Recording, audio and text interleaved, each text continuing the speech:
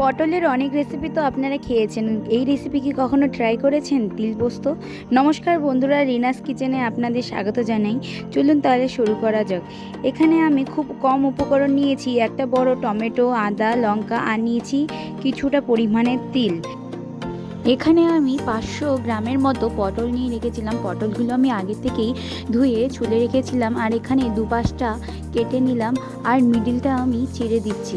আপনারা চাইলে পটলগুলো হাফ করে কেটেও নিতে পারেন। আমি এখানে গোটা গোটাই রেখেছি আর মিডিলটা চিড়ে নিয়েছি।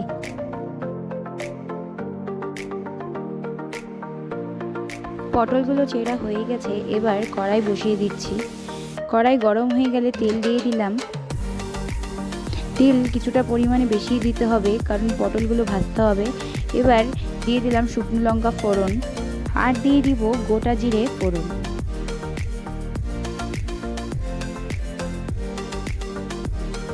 শুকনো লঙ্কার জিরে কালো হয়ে আসলে চিড়ে রাখা পটলগুলো দিয়ে দিচ্ছি। সবগুলো একবারেই দিয়ে দেব, কারণ অনেকক্ষণ ধরে ভাজতে হবে।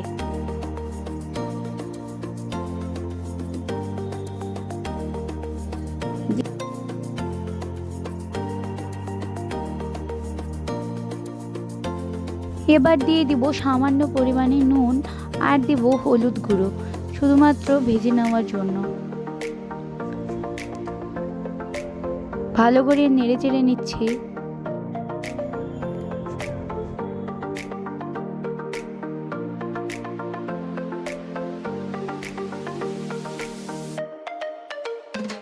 দু মিনিটের জন্য এবার ঢেকে দিচ্ছি।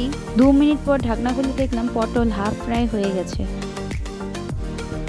পটলগুলো ভালোভাবে ফ্রাই করতে হবে, নয়তো খেতে একদমই ভালো লাগবে না। তাই আমাদের ভালো করে ফ্রাই করে নিতে হবে। পটল অনেকটাই ফ্রাই হয়ে এসছে, আর কিছুক্ষণ।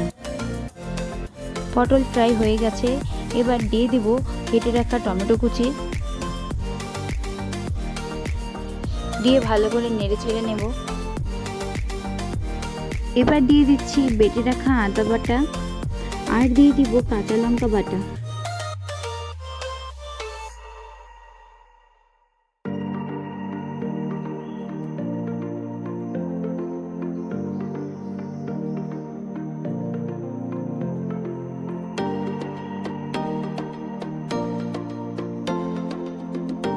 ভালো করে মশলাগুলো মিলিয়ে নেওয়ার পর দিয়ে দিচ্ছি হাফ টেবিল স্পুনের মতো লবণ, কারণ অনেকটাই লবণ আগে দিয়ে রেখেছিলাম।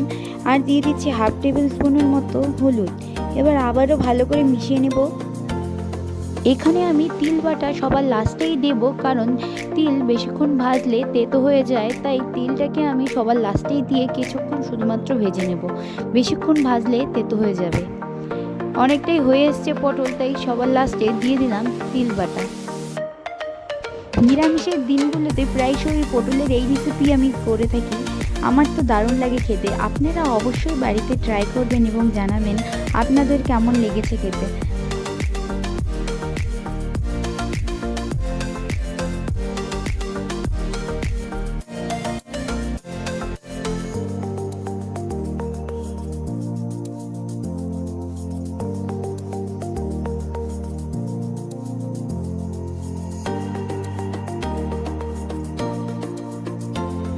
এবার বেটে রাখা মশলার প্লেটটি ধুয়ে আমি জল দিয়ে দিচ্ছি। বেশি জল দেওয়া যাবে না।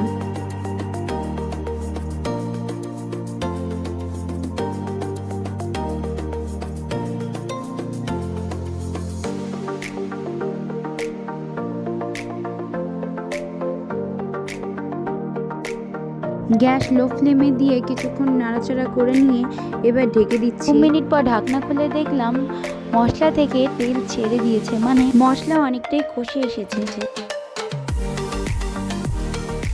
এবার আবার ভালো করে নাড়াচাড়া দিয়ে নিচ্ছি, যাতে করে পটলগুলো যেন নিচে লেগে না যায়।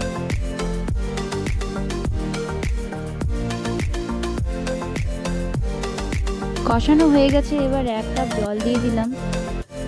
জল দিয়ে আবারও ভালো করে নেড়ে চেড়ে নিচ্ছি।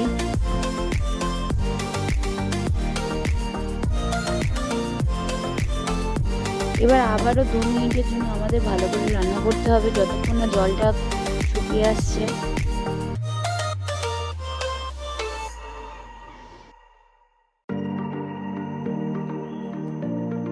পটলের সবজি হয়ে এসছে। এবার সব শেষে দিয়ে দিব হাফ টেবিল স্পুনের মতো চিনি, কারণ আমরা সবাই জানি নিরামিষ সবজিতে সামান্য চিনি ফেললে তার স্বাদ দ্বিগুণ হয়ে ওঠে। পটলের সবজি আমার রেডি হয়ে গেছে। উপর দিক দিয়ে আমি কিছুটা তিল দিয়ে এটাকে সাজিয়েছি। আমার ভিডিওগুলি ভালো লেগে থাকলে লাইক, কমেন্ট, শেয়ার এবং